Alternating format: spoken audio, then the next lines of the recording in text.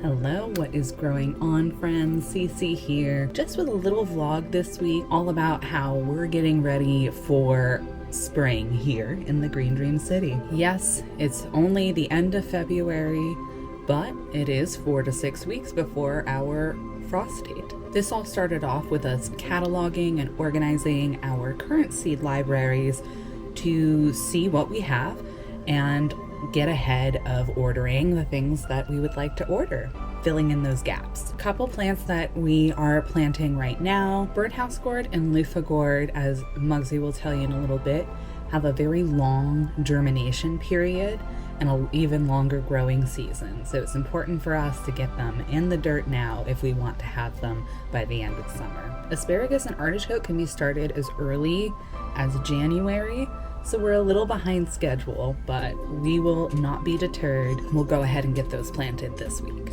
We can also start some cool weather crops like celery, onion, and kale. So once we took a inventory, I never cook with kohlrabi. I just put it in, I use it like turnips in a miso soup. Okay, that makes sense. It's fine. I've wanted, maybe, I'm thinking about like slicing and grilling them. Speaking of which. Or. I got them all for free. That's funny.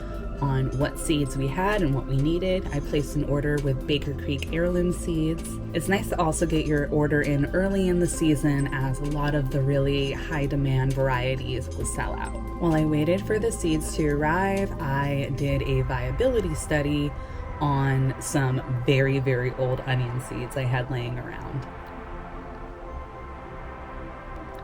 To check the viability, I placed them in a container of room temperature water and gave them a little stir, and basically all of the seeds that sunk are viable.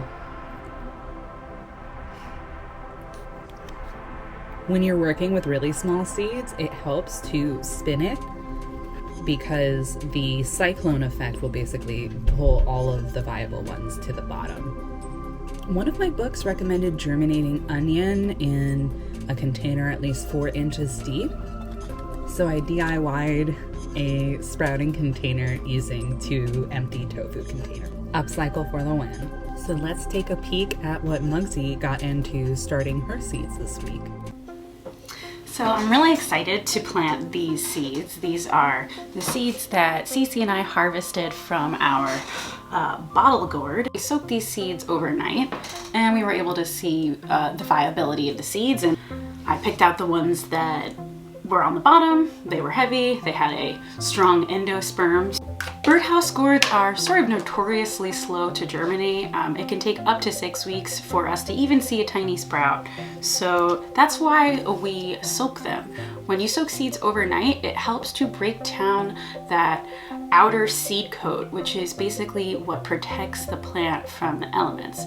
So once it starts to sense water and warmth, that's when those seed coats start breaking down. That's basically the message to the seed, like, hey, it's time to break out of your slumber and start the growing process. So some seeds, like for example pea seeds, obviously these birdhouse gourds, they do well with a little soaking, so you're basically getting a jump start. So today's February 24th, so I'm going to put 2/24 on my label. So now we're ready to go.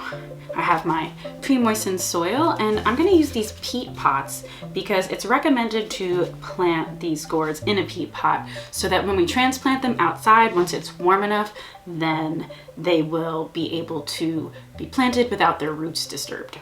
And we're starting these now early in February because these need a long growing season. So we're getting a jump start about 6 weeks ahead of our frost date here in New York. The frost date in New York City is around April 10th, so that's kind of the rule of thumb that we're using. And another rule of thumb is, how deep am I going to plant these? Well, generally speaking, I tend to use my fingers as my measuring stick. 1 knuckle is about 1 inch. And as far as how deep do I plant my seed, I want to plant them about twice as long as the seed itself. So we can see this is about half of my thumb knuckle. It's about half an inch. So I'm gonna plant these seeds about an inch deep.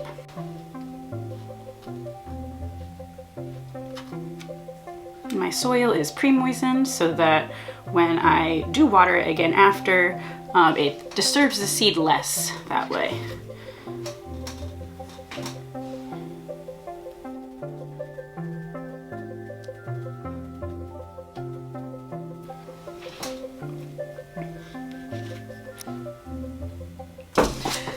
Next, I'm gonna plant some kale. I have two different varieties of reddish purple kale here. One is a scarlet kale from Baker Creek, and another is called Red Winter. It's an organic variety from Burpee.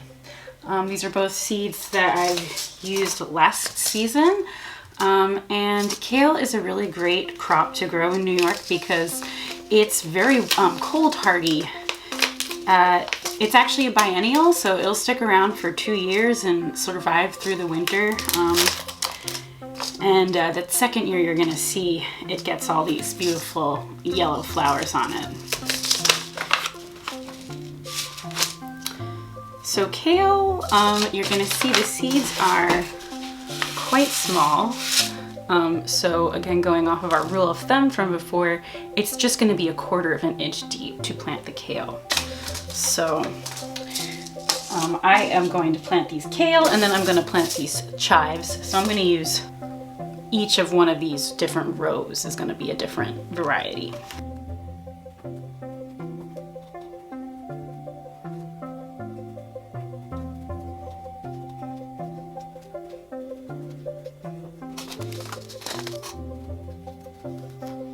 One method for planting seeds is to use the line that's formed in your hand from when you crease it, and to kind of use that to guide the seeds in.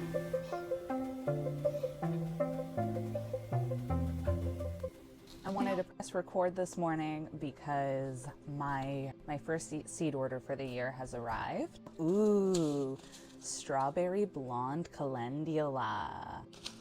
Golden bee. We already have 2 varietals, one decorative and one like sweet edible corn, but I wanted to get a different type of corn. This is apparently really good for home planters. All right, these I'm really excited about.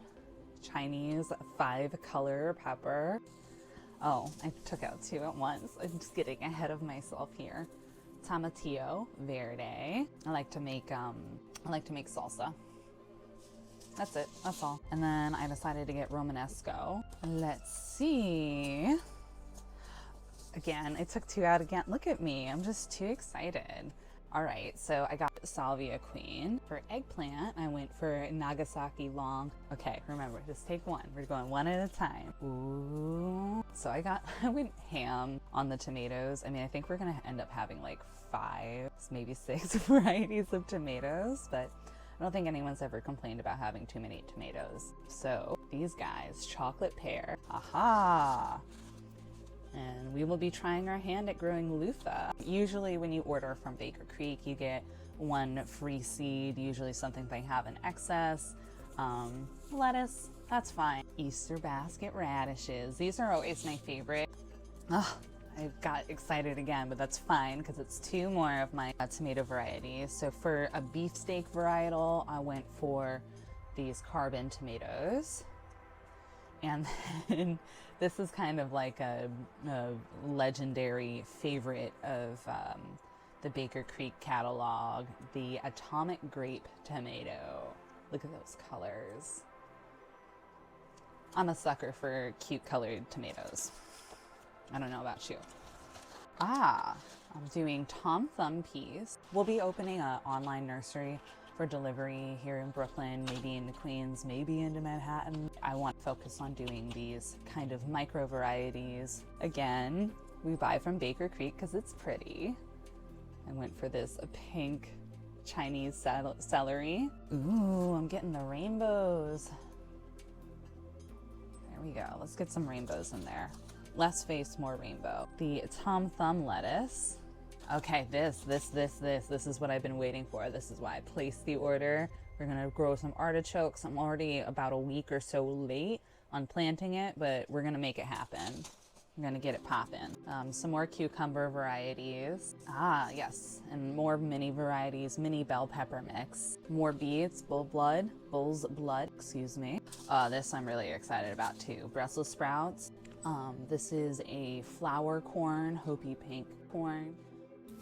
And finally, I spent the balance of the week getting our seed starting area all set up with heating pads and our new LED grow lights. We chose LED because it's more energy efficient. And I rigged it all up by screwing in some C-hooks to the bottom side of the shelves and then using an S-hook to create a hook. And then I attached a chain to the actual light, and that way we can raise and lower the lights as plants grow. That's all from us this week. Thanks for dropping by the Green Dream City, and we will see you all next time.